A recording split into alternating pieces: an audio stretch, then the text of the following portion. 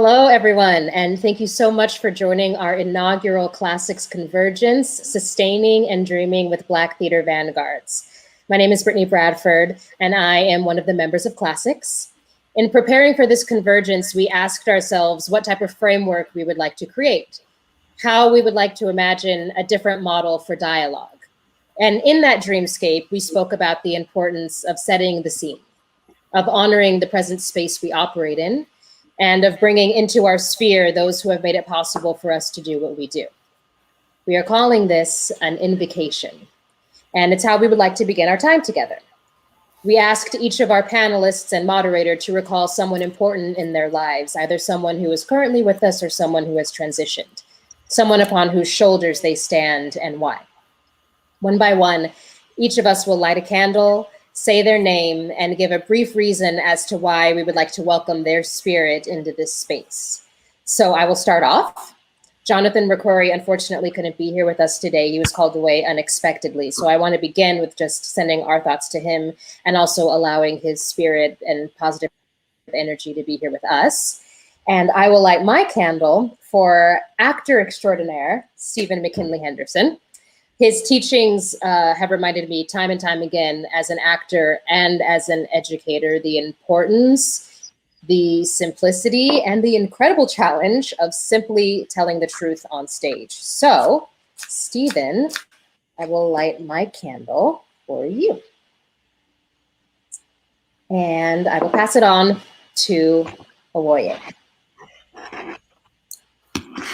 Hey, so good to see everybody. Thank you so much. I would like to light my candle for the great Ruben Santiago Hudson, who has been such an incredible friend and mentor, visionary, heart, mind, spirit, just one of the most phenomenal storytellers of all time, who's also just been such a great and dear friend and teacher to me. So this candle is for Ruben and for the stories of all the people that he has celebrated in his work as well.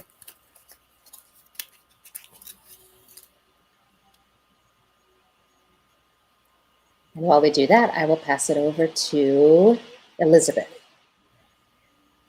Thank you so much for having me this evening. First, I'm going to honor the wishes of Jonathan McCrory, and I am going to light this candle for his grandmother, Virginia Keene Hawkins, who has inspired him and who has taught him that joy is the root to a fulfilled life. So this is for Jonathan. Wonderful. And Dominique? I light my candle for my grandmother, Ella Mae Parker Long, Ella Mae Long Collins Parker, and for the ongoing lessons about care and the work of care for other people that she continues to inscribe in me.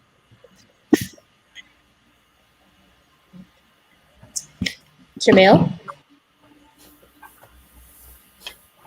You know, I want to light this candle for Marion McClinton. He was a director who taught me so much about trusting the ensemble, about listening to the music of the play, and about the importance of putting your family first, even in the artwork that we do. It is our family that always nourishes us. So I appreciate you, Brother Marion. I know that you have shined so many smiles down upon me from where you are, brother. So just thank you for that. I light this candle in dedication to you. And Elizabeth, would you like to do your own invocation? Yes, thank you. I light this candle for Woody King Jr., one of the most incredibly brilliant human beings I have ever known, who has taught me that an actor is for hire, activate work, innovate work, to be quiet, to listen more than you speak, to forge a way, to love yourself, believe in yourself. I light this candle for a true visionary. Woody King Jr. Thank you. And Thank you. Camila. Yeah, I light my candle for my great grandfather, Robert Lee Moses, who taught me that there is music in everything and that we are entitled to the work, but not the reward. So we better find joy in the work. So that's for him.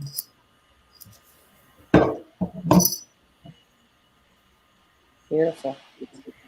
Arish will be joining us shortly, so I'll just say thank you all so much for christening our space. And on that note, I will pass it over to Cam. Thank you. Hi, everyone. My name is Camila Bush, and I am the literary manager at Portland Center Stage. And I'm so glad to be here with all of you to guide this conversation as we converge together. It's so beautiful for all of us to be here together, and I'm blessed and happy to be here. I will first ask all of you to introduce yourselves and just share a little bit about who you are and what you do in the world. And I will start with Owoye. Thank you. So good to see you all.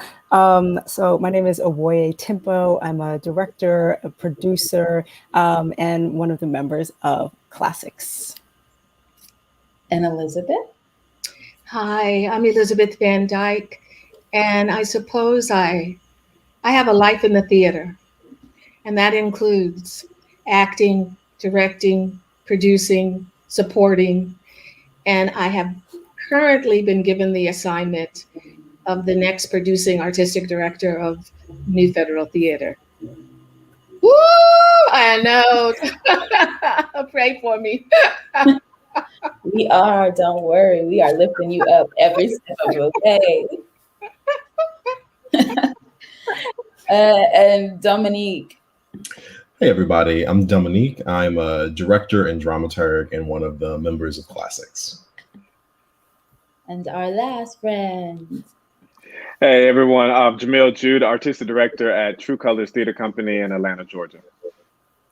Lovely. I'm so excited to be in this room with all of this like excellent history and talent and just power. And so I want to start with a question that is always interesting to me. What led you to this kind of work? And was there an aha moment for you? When did you decide I picked this and this is who I want to be? Maybe Jamil, you want to start us off with an answer? Yeah. So I think the first place is in college is when I got introduced to theater. I was very naive into live performance. I had a little bit of experience with watching plays where I grew up in Tallahassee, Florida, but really didn't have the experience of seeing theater outside of a literary pursuit. Freshman year in college, I was there to play football, got hurt. Also found I wasn't that good at college football, but I was exposed to theater. And I found in the stories of another young Black man, former football player from Atlanta, he wrote a play that spoke to racial tensions in the South. And here we are, this predominantly white institution in upstate New York, where anytime we spoke about race, it felt like we were launching into an argument, or white people felt like it was didactic. And in this play, people had to sit and listen as he explored these ideas with the nuance that we have all come to understand of the complexities of being Black in America. He was able to share that with people, and I've just been bit by the bug there. I think I recognized that my work was about providing theater as a means towards Black liberation. I think I have found that maybe over the last 7 years or so after we founded, I co-founded along with Josh Wilder the New Griots Festival in the Twin Cities of Minneapolis, which is all dedicated to emerging Black artists. And we really recognize that, hey, we have power in our voice to create space for Black celebration and Black performance towards our liberation. And I think that really flipped the switch for me about what my place is in this arts ecology. Lovely. Elizabeth, would you like to answer? I suppose it began with my mother. And my mother, my late mother, God, she had aspiration. And so she would take me, her only child, to every possible thing she possibly could. Opera, the ballet, plays, just trying to expand the world for me. And I fell in love with theater. There's an artist in me somewhere, but theater, it feels like I was destined to do. I went to mostly white schools. I went to my parents divorced, and I went to a white boarding school where so I didn't know who I was in that sense, in the African sense. Fast forward, I'm at NYU. I have a boyfriend. He comes into my apartment. He said, you can't tell a Black person lives here. I was like,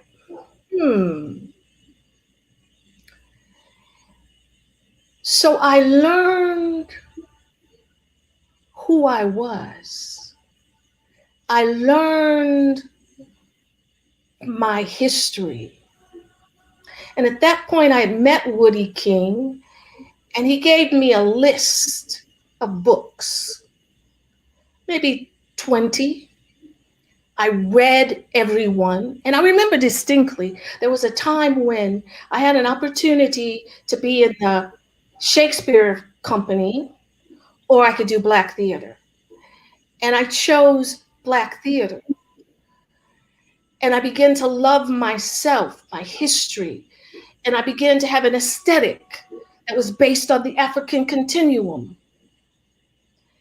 And that is the path, my journey, part of my journey. If that makes any sense. Yeah. Yeah. I think it's so important that theater teaches us.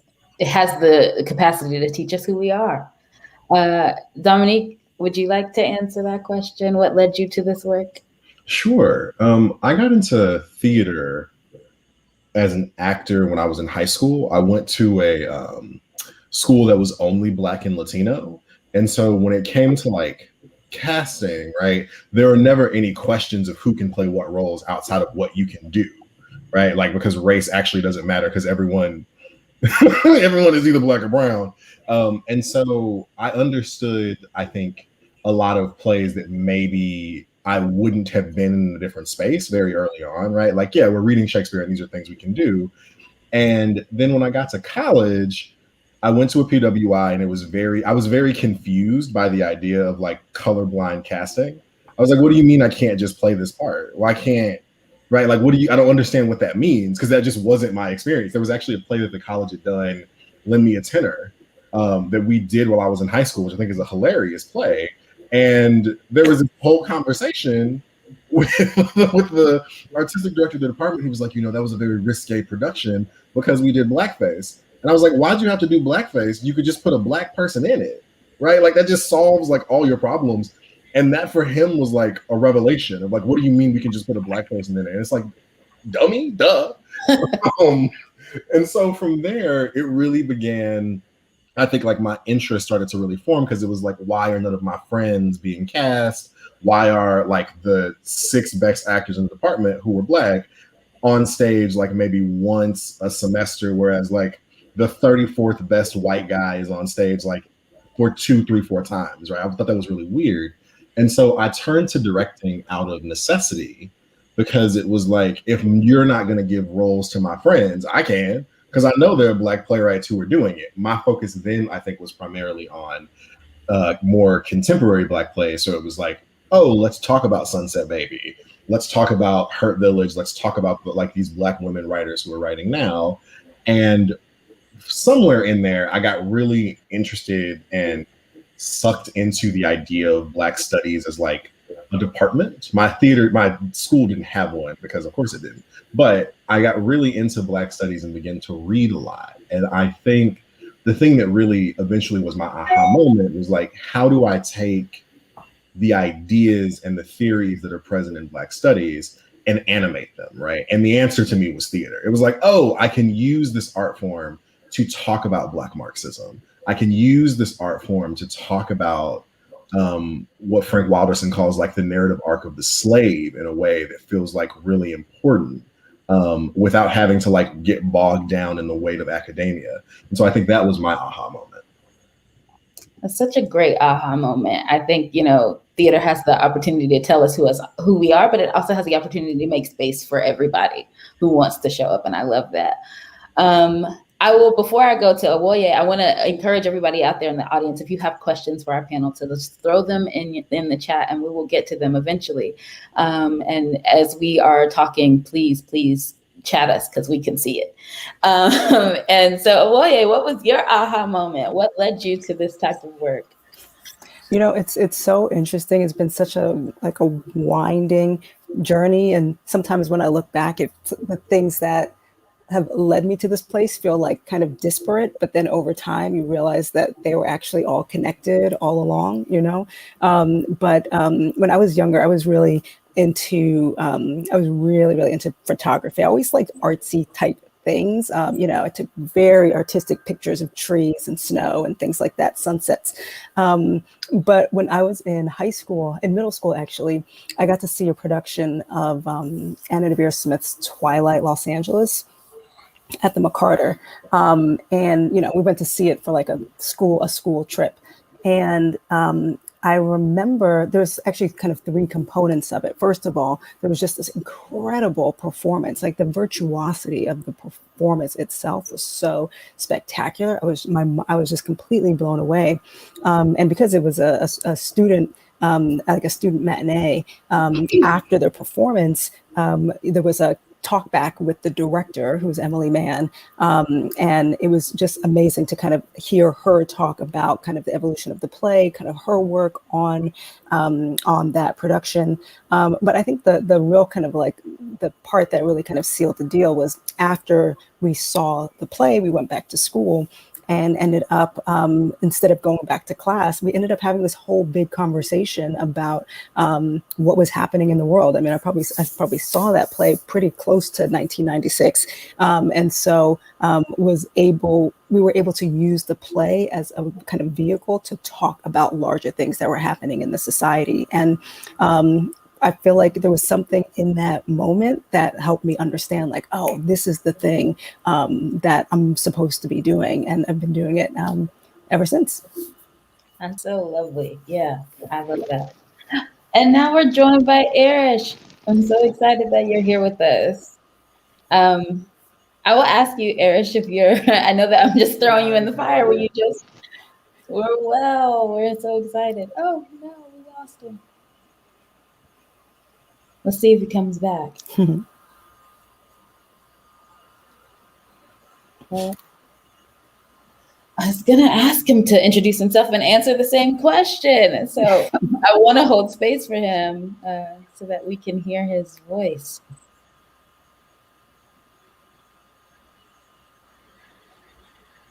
He's loading. Okay, I think he's back now. Erish, can you hear us? Hey, guys. Hi. I'm sorry to throw you straight into the fire, but I would love for you. Great. Hi, guys. Hi. Lovely. I would love for you to introduce yourself. And, you know, this technology, we are living in a brave new world and we are surfing the waves with it. It's just Jamila and I holding all the space on this last row. We are holding it as well as we can. Yes. Well, while we try to figure out what's going on with Erish, and we will hold space for him again when he comes back.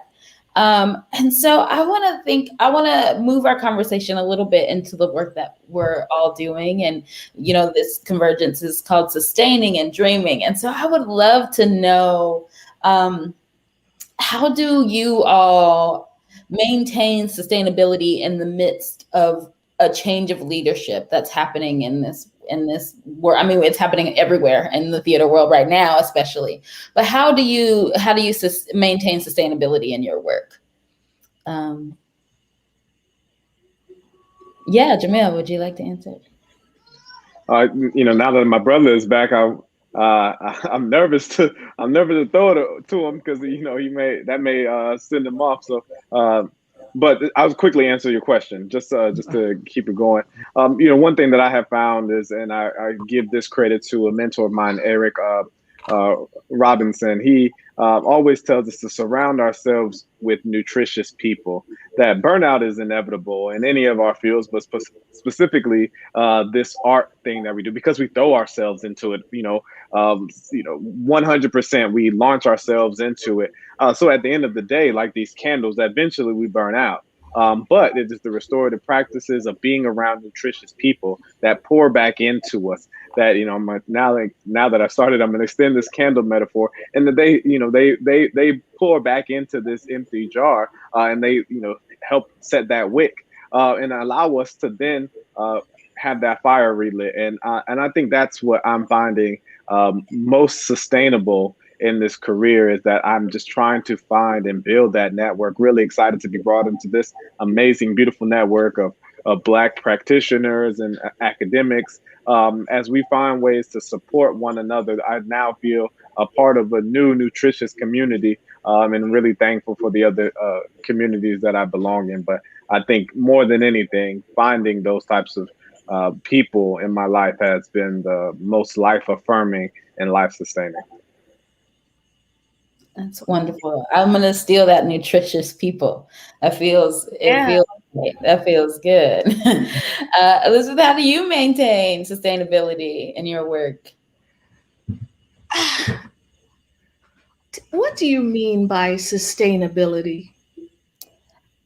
That's a good question. I want to turn that back on everybody in this room. That's true. Like, what do we think sustainability is, and what does it look like in our careers? Because I was thinking a lot about that, so I'm not trying to put anybody on the spot.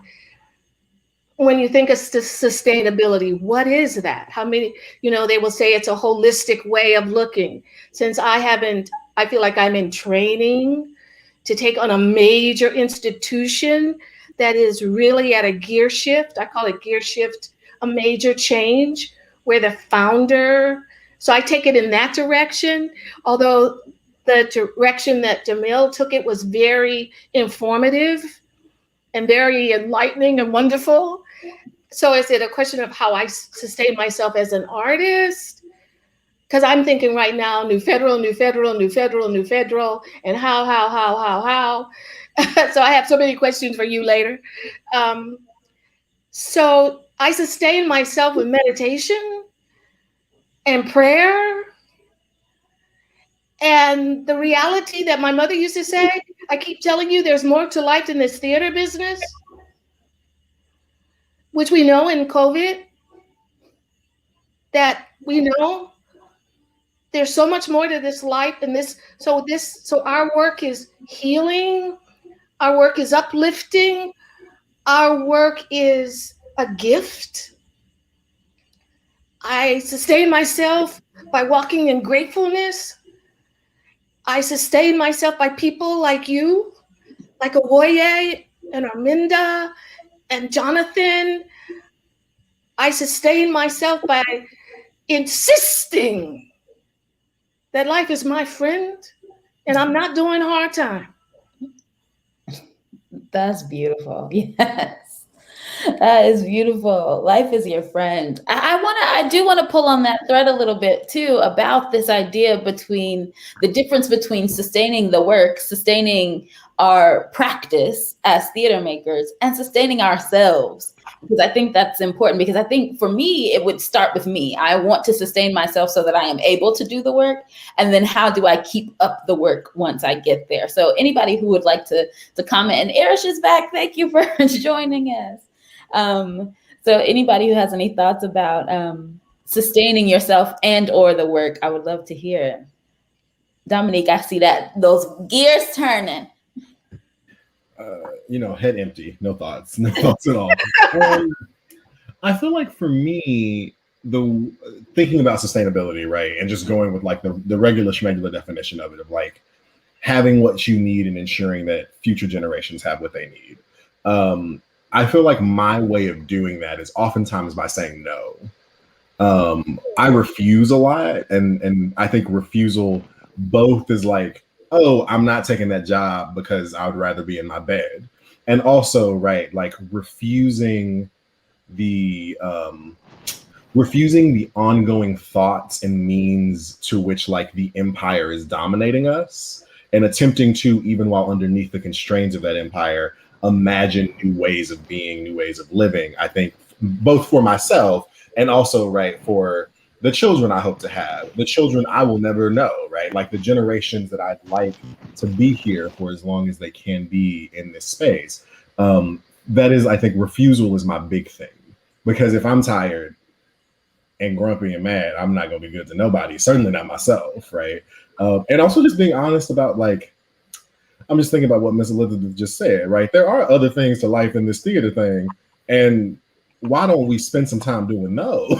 You know what I mean? Like, be that going to bed, be that like just deciding to eat. I mean, there was a conversation Awoye and I had early on in COVID about like, oh, this feels like the first time we're getting to see and understand our apartments, right? Like, that's insane.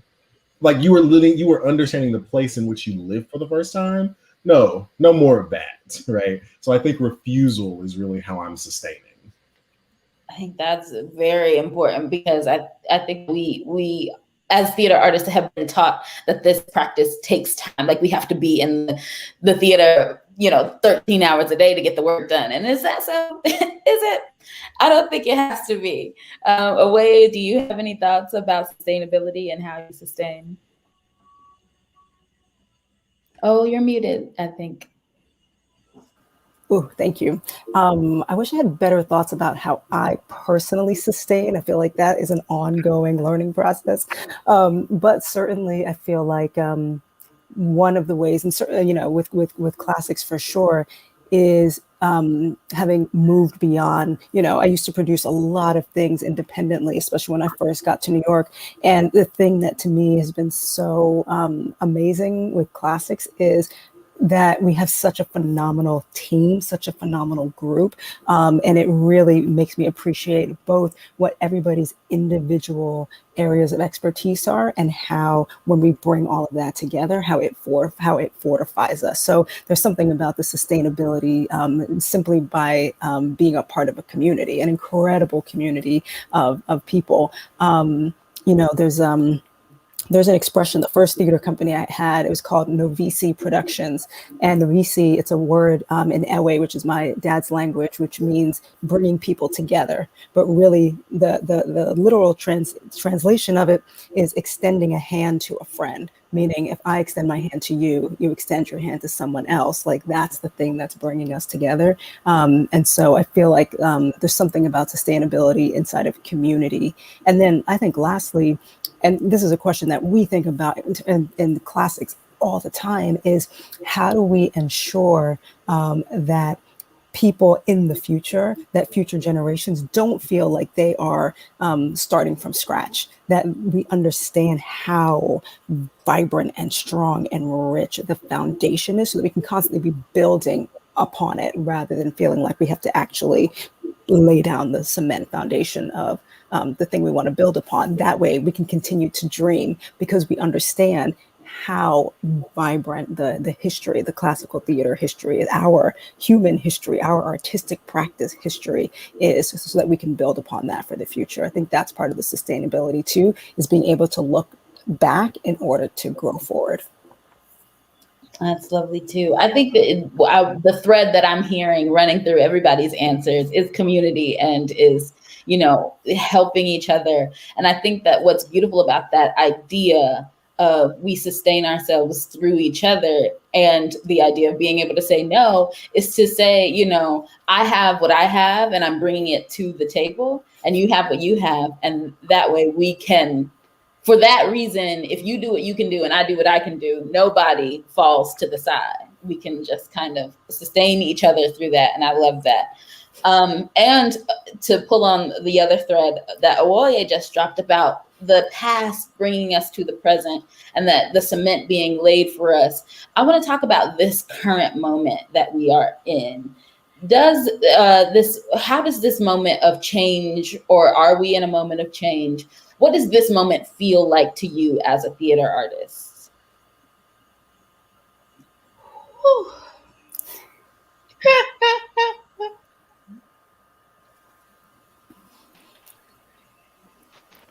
I suppose it's.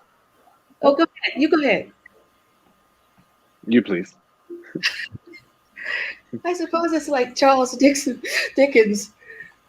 It was the best of times. It was the worst of times. You know, it's like, it's what a time. What an incredible time. How extreme, how tragic, how precious and rich, all going on at the same time. It's sometimes you're overwhelmed, sometimes you're inspired, sometimes you're moved, sometimes you're hopeless. It's all these things all happening at the same time. And in some kind of way that's feeding your work. And you got to keep the work keeps going.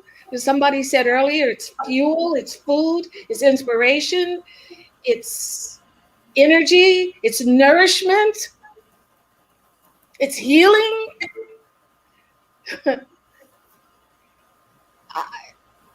That's such a great question. I'm still trying to find out. Well, we're all experiencing it as it's happening, so it's wonderful that that you're able to even describe what you're feeling right now. Jamil, you had an answer. I would love to hear. You know, I think it was so. I had to fight this urge that, as a caretaker of a Black theater, the issues surrounding predominantly white institutions, non-Black theater makers, and their awareness of the anti-Blackness that they had been practicing. It was so easy for me to be like, you know what, that's y'all problem. I got my own shit to worry about. Sorry, excuse me. Let me just focus on me. And then I started listening more to actors who don't have that benefit of just being filled up by the work that we do as Black theater companies, right? Like, for my budget size, I'm only doing 3 productions a year, right? Like, you know, we have other programs, but I'm only putting people on stage, giving them 9 weeks of employment 3 times a year. And every show isn't going to have a role for everybody. So just for the actor to sustain themselves in Atlanta, they're going to have to work at these other theaters.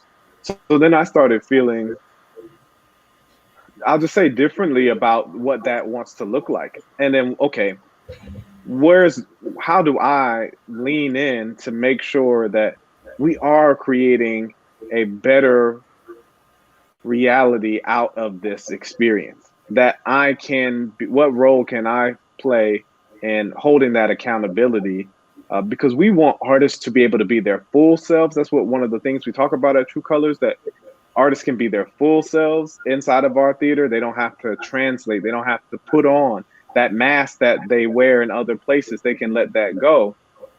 But we need them to be full. We don't need to be bloodied from the wars and the battles that they're fighting inside these other institutions, because then they don't have their fullness to bring back here.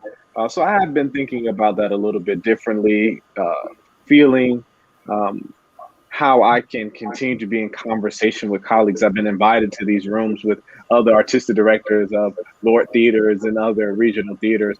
And how can I show up in those rooms and continue to do that work for the artists that I ultimately want to serve through my work and at True Colors. So that's kind of how I've been thinking about it, is that it's too easy to put my head in the sand and say that those aren't our problems.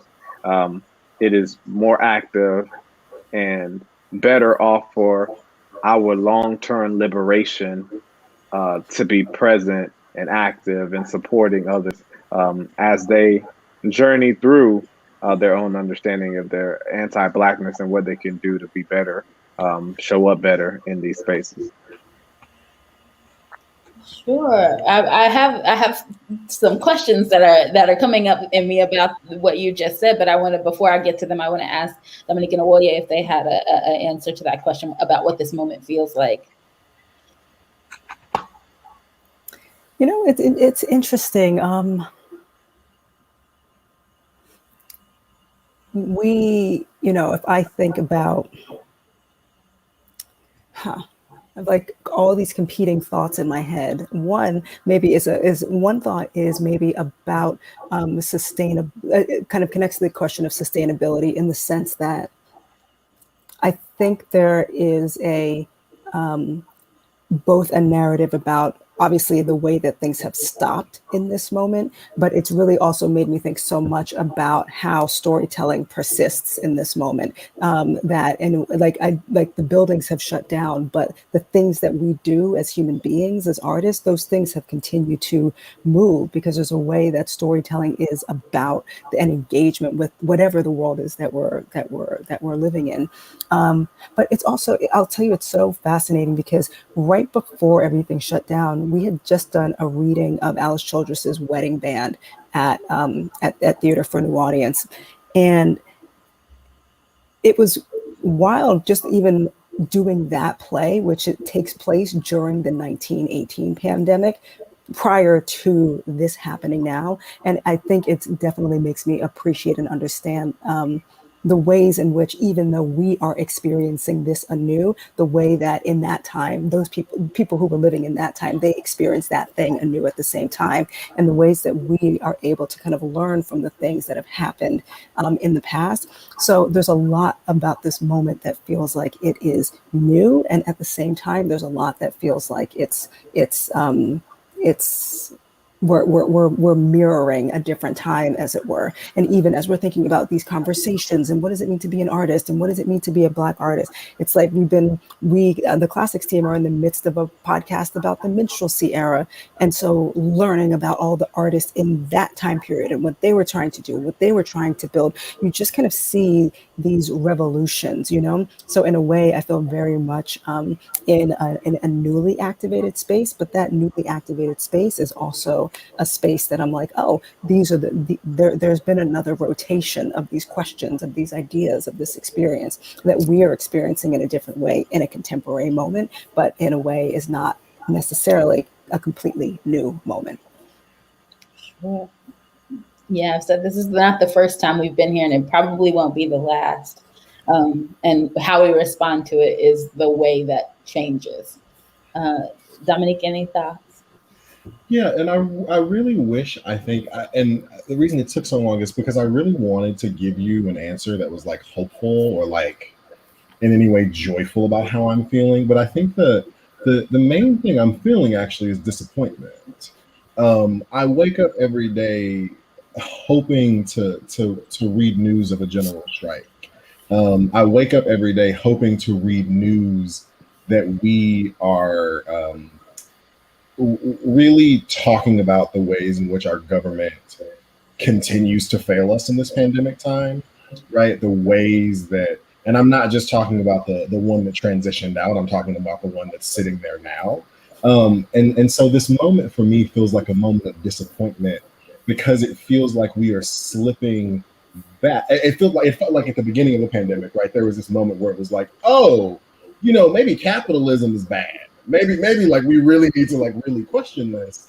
And what I feel like I'm continuing to see is an immediate pivot back to where we were before, as if before was a good thing, as if before was not still riddled with death, right? Like, and so for me, I am worried and I think cautious, and I think again disappointed in the way that it feels like as more people are vaccinated, the return we will be making is back to the same types of failure that we have been experiencing this past year.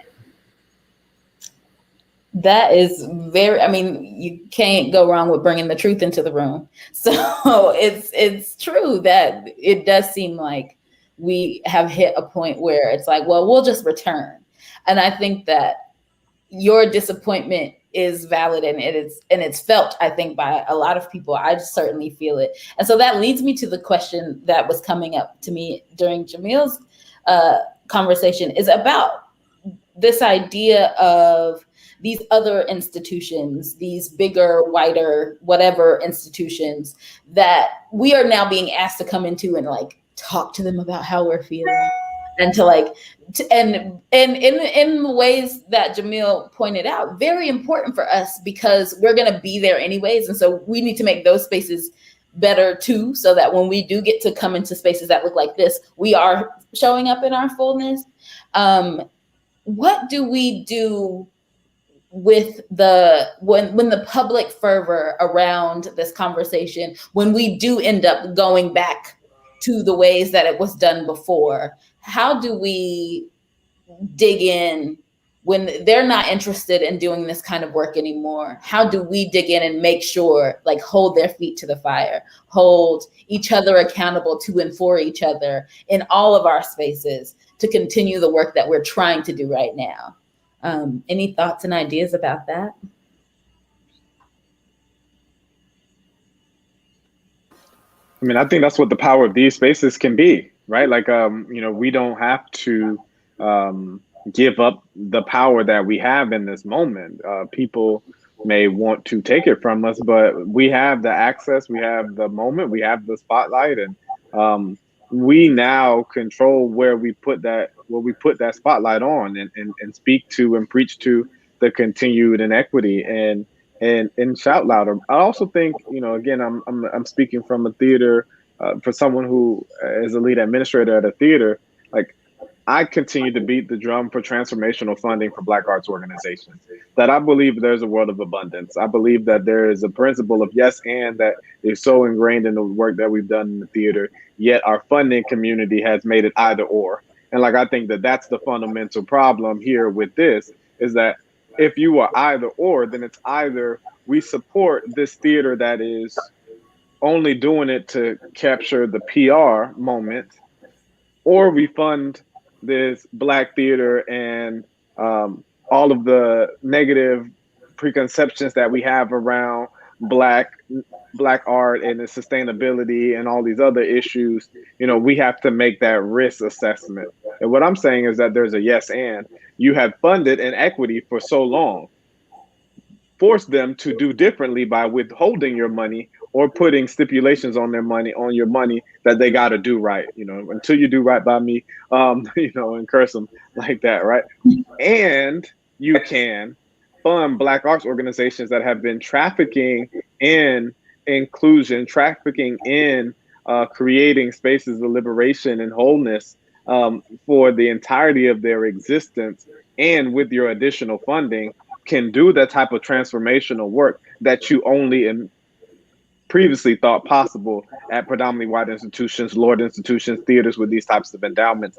Those organizations did not grow without generous philanthropy from the Ford Foundation and Mellon Foundation and others over the years. Invest in Black theaters that way, and I promise you, all those issues that we see will become eradicated, because we then can go from 3 productions to a full slate of 10 productions and continue to do that work that we are now in so much in need of others to do for us in that kind of way.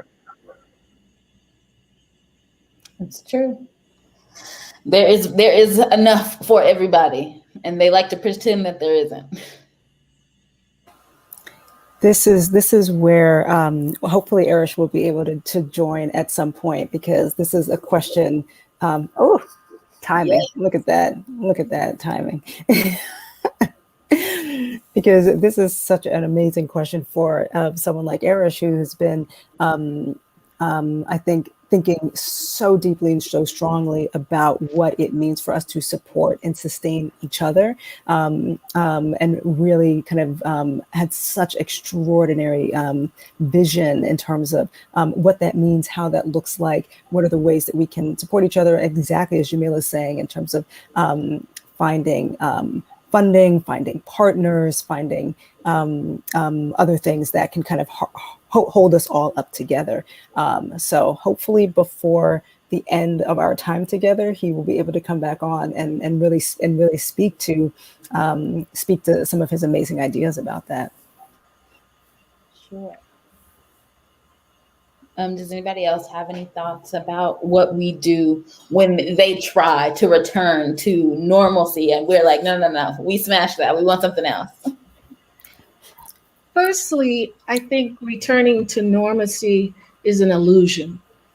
I don't think that can happen. think too much is, I think this pandemic, double pandemic, has been too cataclysmic. I'm so, I don't want to use the word, troubled, or there's now, I've been around a long time, and longevity gives perspective, right? So there was a time when in New York City, there was probably 25 or 30 Black theaters, Black institutions, founding of the Black Theater Alliance, the Frank Severa Playwriters Workshop, the Adelco, so many theaters flourishing. It was an exciting time. And you fast forward to today, when what they are now calling white spaces is birthing the work through a certain lens. And in that, at the same time, in a sense, co-opting the culture. And then we have to justify our reason for being. Why do we need to have a Black theater when we have this that has $25 million? We can give you blah, blah, blah, blah, blah, blah, blah. It's almost like somebody, Richard Wesley would say, the Negro Baseball League, where they take the best and the brightest. So I've started a program called Going to the River. And before that, there was somebody that started a program going back to Owoye. There's always something that came before that made there was women of color before that. And before that was something else. And sometimes Black people don't want an all Black thing. That ghettoizes them in a white institution. It's all these complications, it's all these neuroses, it's all these pathologies. So I find myself, as I'm stepping into this position, having on grants to justify why I need to exist. Why are you here? There are other places doing, the Signature is doing it, the Atlanta is doing it, name them, the Soho Rep, they're doing, why do you need to be here? And then sometimes I have my my Black contemporary artists wanting to be in those white spaces more than, say, maybe it seems more than they would want to be. I don't know. I'm just, so when I get like that, I say, I got to keep my eye on the work. I got to do the work. Woody King would say it's about the play. Their CLASSIX honors what came before. CLASSIX honors the shoulders on whom we stand. New Federal Theater said, I want to exist for artists, Black artists, to integrate the mainstream of the American theater, for playwrights to integrate the mainstream of the American theater. And there are people now looking at these plays that were birthed in the New Lafayette, that were birthed in the National Black Theater, that were birthed in New Federal Theater, that were birthed in the Billie Holiday Theater. And we're looking at them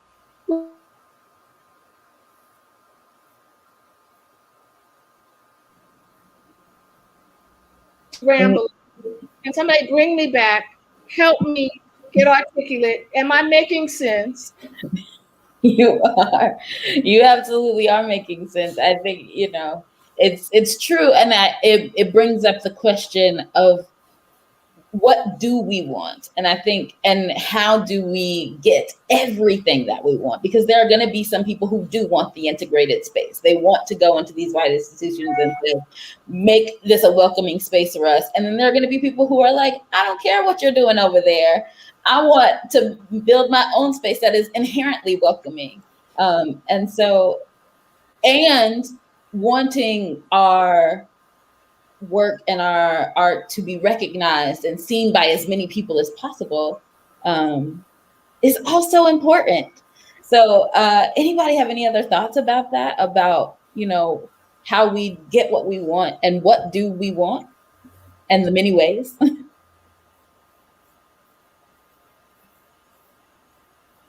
I think it's like Jamil said, we're a Black institution. We want to produce wonderful Black plays. We want to do as many Black plays as our budgets will allow. We want to have programming to nurture upcoming, emerging playwrights, directors, designers.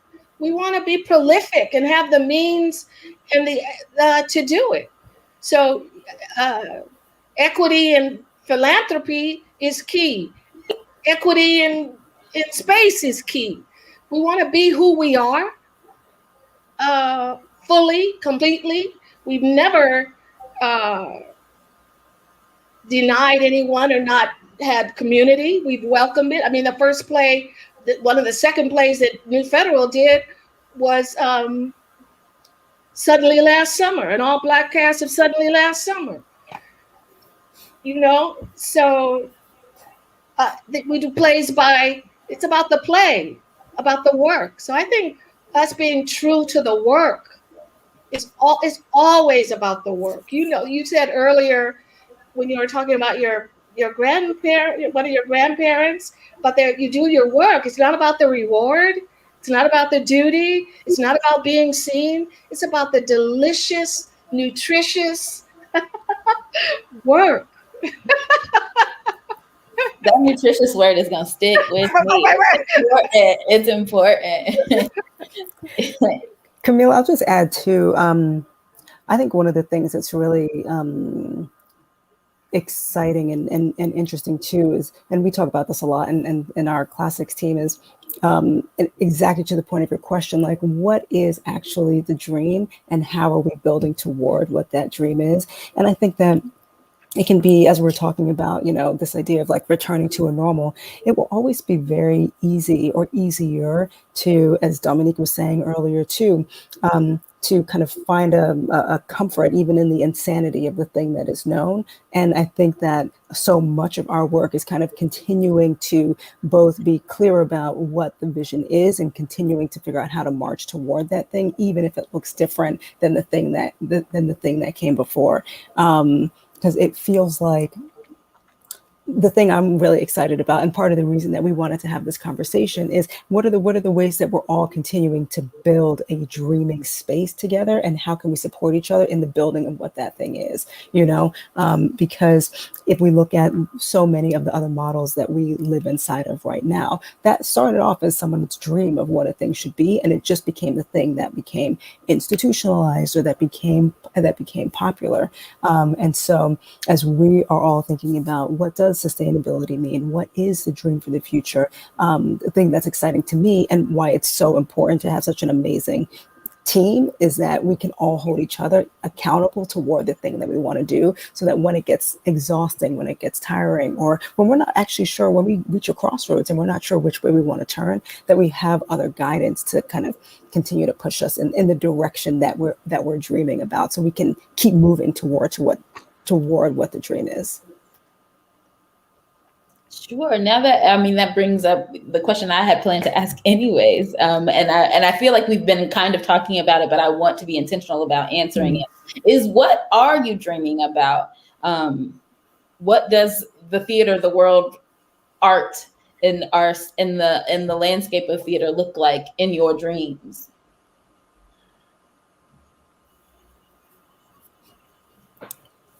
I'll start off with something small and then open it up for other people.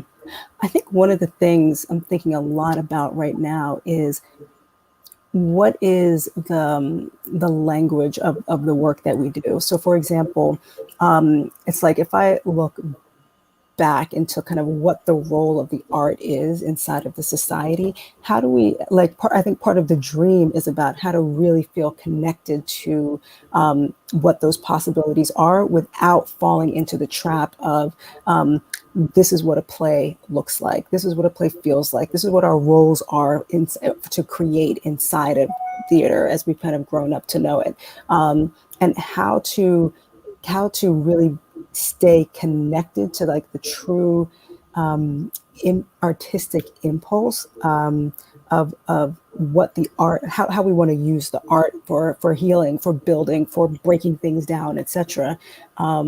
But kind of for myself, certainly it's about partly making sure to kind of constantly be engaging with what's the very vocabulary of what we're doing, how to stay true to the core of what it means to make art without getting caught into the trap of kind of like the terms that we've created for ourselves now. Sure. That's why I find you so amazing. That's really why I just find Owoye so amazing, because of the way you think. So I appreciate you, Elizabeth, and this is why we love you too, because we get to all dream together. This is why. Yes. I mean, Owoye is a true visionary. I can say that without hesitation. She sees things that we don't see yet, and she brings them into being, and we love that.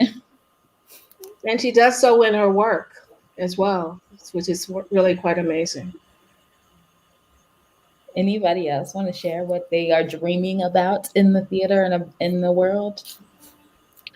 Yeah, I'm definitely dreaming of more productions of work by Black writers originating in Black spaces. Just that we have the opportunity to present our stories in front of our communities before they are co-opted, dissected, misinterpreted,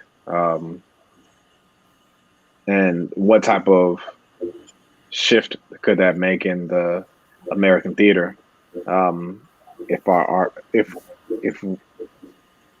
Black arts organizations nurtured the world premiere of the new play prior to its commercial run, what truths could it reveal, as opposed to what happens now is that when we finally go and see the work in its commercial run, we're like, oh, this hurt me, as opposed to this uplifted me, this helped me, this told a story that resonated with me. Man, I when I close my eyes, I see that future. And it's one that I'm actively trying to bring to fruition. I think that's a Sankofa moment. That's Sankofa, Jamil. It's going back, because that historically used to happen. Black plays were birthed in Black institutions. The canon that you talk about now, I'm not talking about the canon that came from 1990 on. I'm talking going back to the 70s and 60s and 50s was by Black institutions, by hook or by crook.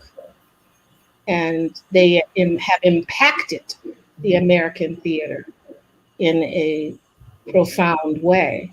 And so that is grabbing that back, and that goes back to your equitable funding and nurturing, starting a program of, like the I Am residency at National Black, where you're nurturing those playwrights so they come out of. I had, in 2018, Erica Dickerson Desponza sent Going to the River Colored Water. I don't know if you all are familiar with the play Colored Water. Mm-hmm. It is an absolutely stupendous play. It's a play that will give you the Holy Ghost. I couldn't do that play. I wanted to do it. I couldn't do it. Maybe had I been younger, I'd have found some kind of way, but I couldn't. And my mother was dying. Woody couldn't do it because he didn't have the funding. And before we knew it, the public theater, and this is her destiny, and it's great. It's wonderful. That was her destiny. And the public theater is doing, and they've got that, you know? So, so we used to have that. So it's going back, claiming that power again. When away you say, what do you dream? I'm still formulating, I'm still thinking of what that dream is. Because I'm still learning at my old age that we as a Black people, or we as a human race, particularly Black people, don't really know who we are. We're in pieces still from the way we came to this country, from the way we are dealing in it's being dealt with in this country, and that the work helps us find out who we are, find out pieces of ourselves. So that's being able to learn and articulate that. I want to do that in the work as well. So I dream of that in the work. So it goes back to Jabil. I dream of playwright. I'm always about the stories. That's why Going to the River was founded, because there were the stories by Black women, about Black women, you know? So that my dream and where I'm going and what is still being formed and articulated, if that makes any sense. Yeah, it does. I think that's so important, is to remember that our dreams can be made up of things that came before. This idea that, you know, there were spaces where Black plays were being created and cultivated by Black folk. And maybe we're just dreaming about bringing it right on back to that. Dominique, let me just say something. Sure. Not only were there's Black work created in Black spaces, but it was also a time when nobody dared define you. You defined yourselves. Yeah. And if a, quote, white space wanted to include you, they ask you, please come, Owoye, because you're Black and this is a Black play. You can present it, define yourself. I couldn't possibly define you. That has shifted now. And a white space will dare define you. A white space will dare say, this is who you are. Come on, I can do this. I can direct this. I can realize this. I can tell you who you are. I know who you are better than you know who you are. And that's a temerity and an audaciousness that didn't happen in the past. I was going to say, because somebody somewhere found the audacity to continue to do things like that. Dominique, what are you dreaming about? Yeah, I'm glad I went last, because this has all been so helpful to that question. And I think I start as I always start with Sadia Hartman, which is this quote she has of abolition is synonymous with the end of the world. And I think for me, that's the dream, actually, right? Like, my dream isn't for there to continue being an American theater, because I don't dream for it in America, right? I dream for the abolition of America, and the theater that might come after is what I'm interested in, right? That's the dream. That's to go back to your earlier question, that's the thing sustaining me, is the possibility of that end, right? The end is the beginning. And so I think the dream for me is really doing work that makes abolition, makes truly the end of the world as we know it, right? Appealing, that helps other people understand that, like, America just ain't it. It ain't never been it. It ain't never slapped. It ain't never gonna slap. You know what I mean? Like, it's not Dipset. It's not Young Money, Cash Money. It's none of the, like, all of the good things we have built inside of this empire in the midst of terror is great. It's wonderful. I promise I would love the things we are going to build outside of that terror even more. And so for me, the dream that I have is the end of the empire, the end of the state, the end of the country as we know it. Wow. Because then maybe we can do something else. Wow. I always, yeah, I always love when Dominique talks about that, because I get such, it sounds, to some people it might sound strange, but I get so much joy from thinking of the end as well. Like thinking of like what happens when none of this is what it is right now, when none of this exists and we really truly have the space to create something totally brand new. I have an artist friend who says, in the most beautiful way possible, none of this matters, all the time. And he reminds me of that and himself of that as he's creating it in the most beautiful way possible. None of this, what we're doing right now, matters. But the idea of the end and something new is what we're driving for. Yeah. And Camilla, don't you think too, and I just have to, Erish has made it by hook or crook and is in the chat. Yeah. Erish is in the chat. And it's just highlighting the African Grove as one of those places that you know, thinking about vision, trying to think about sustainability, creating new spaces for artists. And I'm sure he would want me to mention that the 200th anniversary is coming up. This is the 200th year anniversary of the African Grove Theater as well. And the thing I wanted to say is that I feel like in a way, like that, to your point, Camilla, and to Dominique, that seems almost to be like the very definition of like what vision is to see something beyond. Do you know what I mean?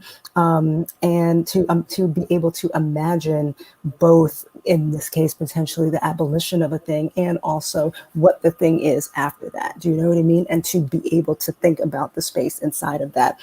And Elizabeth used the word earlier, which is about illusion. And I think that's such a powerful and amazing word, because it's like you have to be able to see beyond the thing that exists and beyond the structures that exist, to see what's next, what's new. But I feel, and I'll be curious to hear what the others have to say about this as well, like how centered you and how intentional you have to be in your own work to keep your eye on the prize that you can see. Do you know what I mean? To make that happen, because there's going to be a lot of distractions along the way and a lot of people who see the world in a different way than you see the world. So how to maintain your vision and how that is a part of sustainability as well.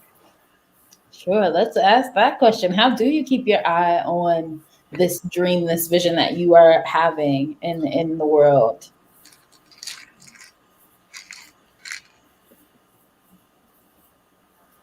Man, y'all asking deep questions on a Friday.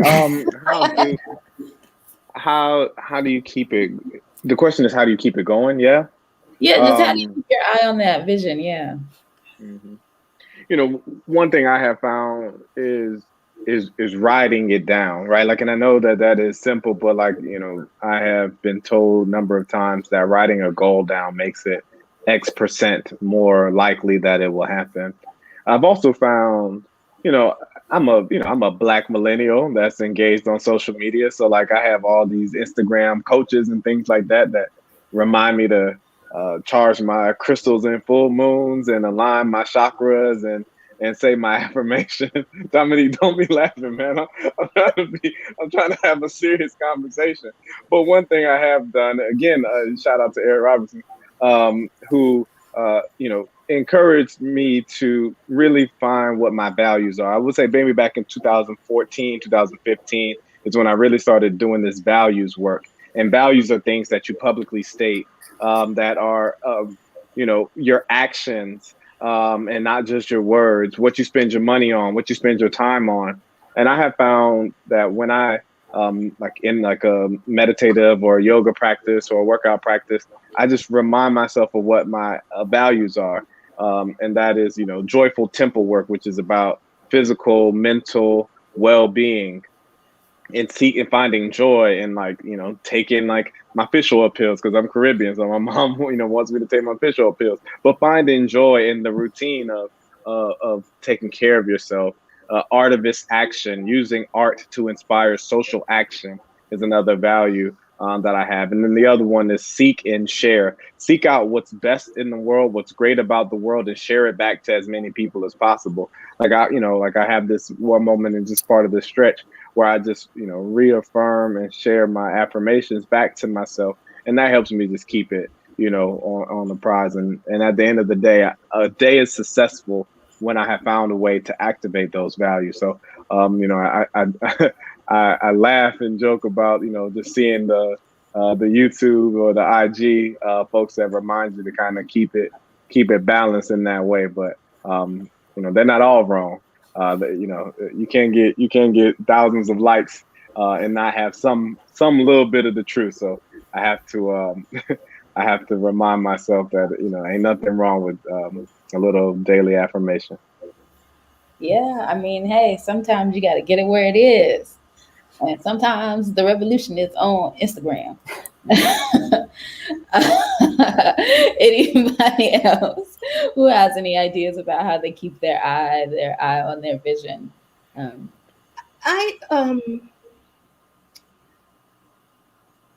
Woody King Jr. and my mother, Meryl Van Dyke, also known as Swami Shivananda, were two human beings. I've never met any people like them in my life. And they have taught me or revealed to me that if you have that vision, warrior, that vision, Dominic, that you guys are so clear about, nobody can take it away. Everything that your resolution, your reason for is driving that. There's nothing, it's like once that's clear, absolutely clear, and it may be shifting project to project, but if you like have an institution or you have a movement and you're the founder of it, that it's like itself, that's what I'm calling on in myself. Lord, help me, God, walk into my full potential. Lord, help me walk in my full power all of the time and have the courage to do that, because that visionary that you're talking about has that. That's not even a question. You got it. It's just, so that's what, for me, it's developing. It's like Durga with the goddess with the arms full of weapons,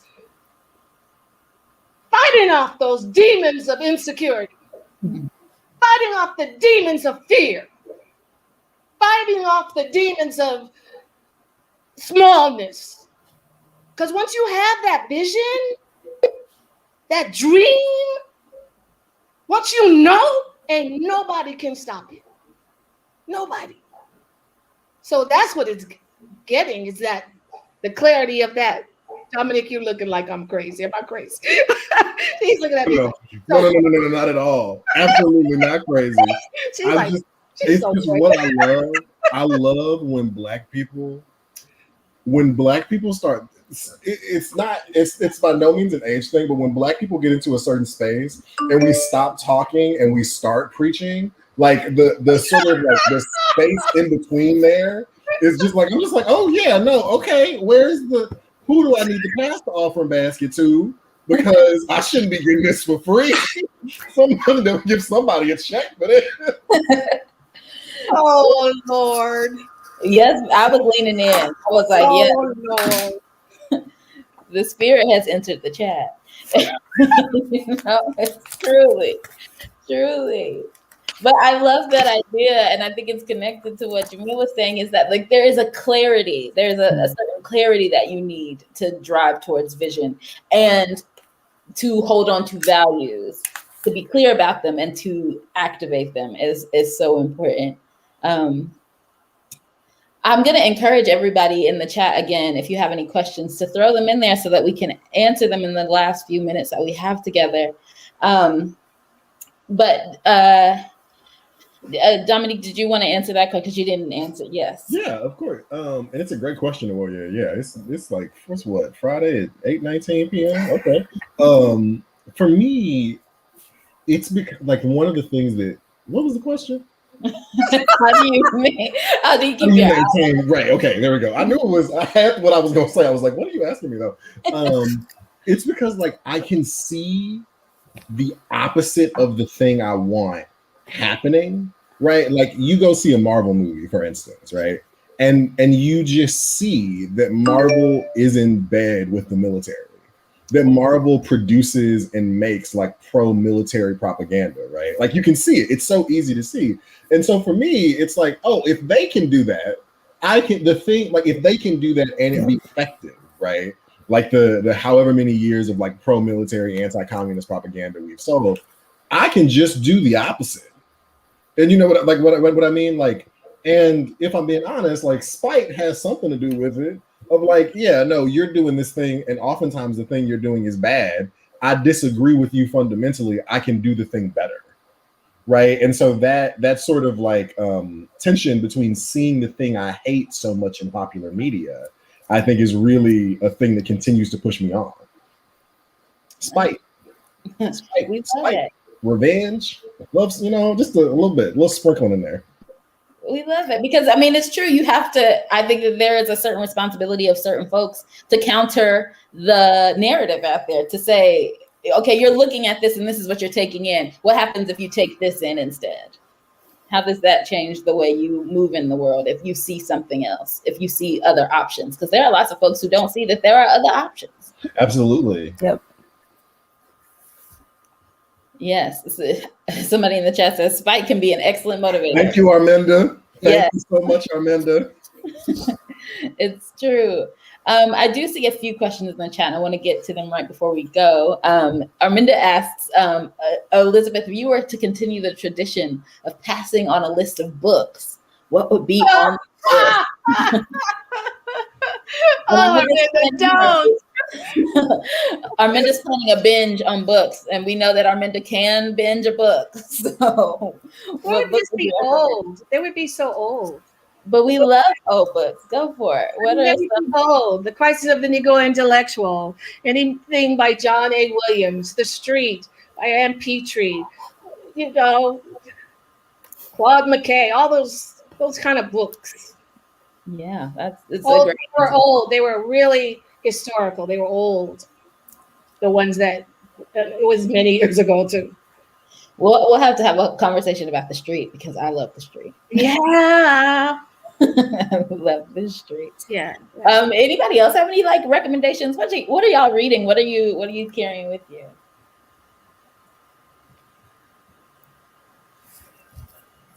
One of the books that I'm staring at that's on my desk is amazing book that someone recommended. It's called African Philosophical Thought, and it's just a fascinating book about the kind of different philosophies from different part of the continent. But I'm thoroughly enjoying it. I'm reading things like Board Governance.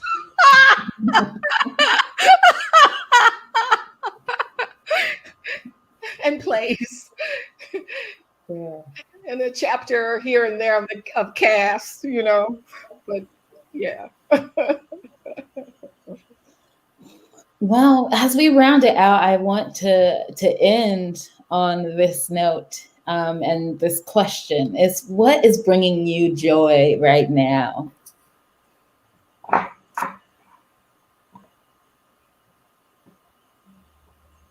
I love this question.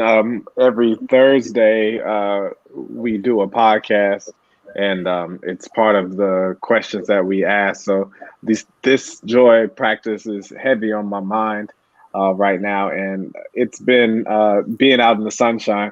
I know we've had a couple of chats here, and every time you all catch me, I'm outside in my backyard, and man, it's the best. It is. One of the best parts about living in the South is that we have warm weather fairly consistently, and I've just enjoyed just being outside, feeling the warmth of the sun on my skin, man. And it is a mood shifter, certainly. Yes, it is a reminder that we are all flowers and we need the sun. It's so funny that you say that because today, New York City, it was a chilly day, but it was sunny, blue skies. All the trees were this, the green, where they're just the budding spring, the white blossoms, the pink blossoms. And in the middle of the meridian on Broadway were the most astounding tulips. I took a photograph of them and sent them around to some people and said, look at this. In the middle of Broadway, look at this beauty. Look at God's splendor. Flowers often bring me great joy. Moments like this bring me great joy. Meeting all of you and talking to all of you it's feeding my soul. It's feeding my heart. It's delicious.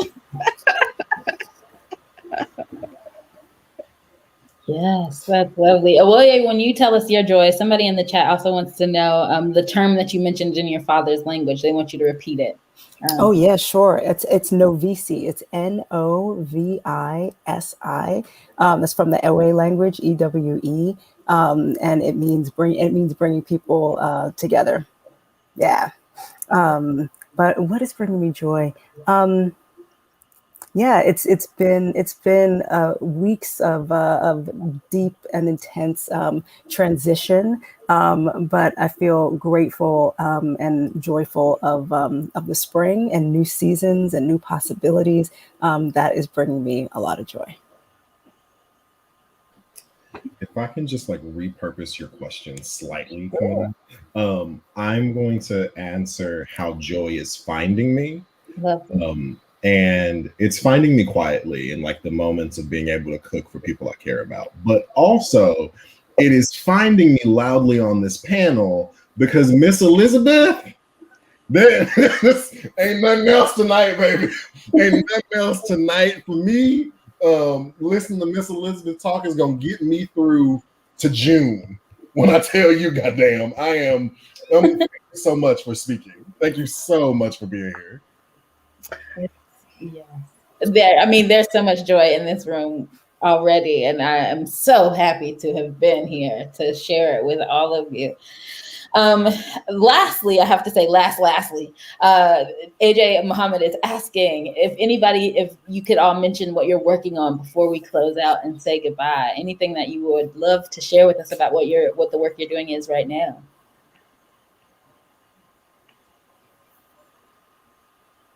Yeah, truecolortheater.org. Go check out our website. We got a whole bunch of stuff going on. I love the weekly podcast that we get a chance to do, where we're just talking to people who are making moves both in our local arts community and our local civic community, but also branching out and doing more national conversations. All that stuff lives on our IG TV page on Instagram. But yeah, we have community conversations where we're talking about how we get more access for our Black and Brown kids to the arts early, because we know what value early arts education and exposure can be. And on Monday, May 3rd, so not this upcoming Monday, but the Monday afterwards, our 14th annual August Wilson Monologue Competition, True Colors, started the August Wilson Monologue Competition 14 years ago down in Atlanta at one high school, and it's now grown to 19 cities across the nation. High school students will compete for the title on Monday, May 3rd, and you can check that on our YouTube page, truecolorstheater.org. All that good stuff. So thanks for letting me give that little pitch. Oh, I would like to say that there is a man named Michael Goldstein who did New Federal Theater's website. And he went the extra mile and literally archived and made a database of 51 years of New Federal's history. It's so good. On the website, you can go there starting in 1970, click on it, on the play, on an image, see who directed it, bios, the writer, it is the work that this man continues to do is phenomenal. It's just, so I want to give a shout out that New Federal Theater, TRE.com, and enjoy that. And we're doing Tuesdays in June, Intozaki reading series in June, new play every Tuesday in June. And we're looking, because it looks like we're going to be virtual for the remainder of the year. So we're walking with that and what to do. What's creative? What to do? Will we be doing something outside? I don't know. We'll be doing an audio play. I'll be calling you, Jamil. Or, exactly. Just rolling with it and being grateful. Yeah, Possibility. that's lovely. Oh, boy, Dominique, anything you want to share that y'all are working on? Yeah, I'm directing a reading of Wine in the Wilderness by Alice Childress next week. Woo! And that is forever, ever on my mind, because I always want to make sure I'm doing right by her. And just trying to think through Big White Fog more. I did a reading of it, a piece of it for a CLASSIX Princeton thing, and it just won't leave me alone. And so I'm just like rereading and trying to work through that. And those are the two big things on my mind right now. Mm-hmm. Yeah, where can we watch Wine in the Wilderness? Where is it? Can we? It's gonna be a roundabout. Mm-hmm. It'll be next week. Yeah, I'll send out some information about it. Lovely. And I'll just give a shout out for CLASSIX and the podcast that we're creating. It's called Reclamation, which is going to be a podcast that covers different eras and themes in Black theater history. So we're starting out, as I mentioned earlier, with the minstrelsy era, and that'll be out in the next couple of months. So keep posted on our website, on our IG, on our Twitter for more information. Yeah. Well, I just want to say thank you. We begin and end all things with gratefulness. And so I just want to say thank you for the space, for your time, for your energy, for your love, and for your joy. Thank you all for joining us, watching out there in the Zoomiverse. And I am just, like I said, I'm so grateful to have spent this time with you. You're all wonderful, and I could talk to you forever, but I will say instead, until next time, thank you so much. Thank you. Thanks, Camila. Thank you, Camila. Good to see everybody. Thank you. Bye-bye.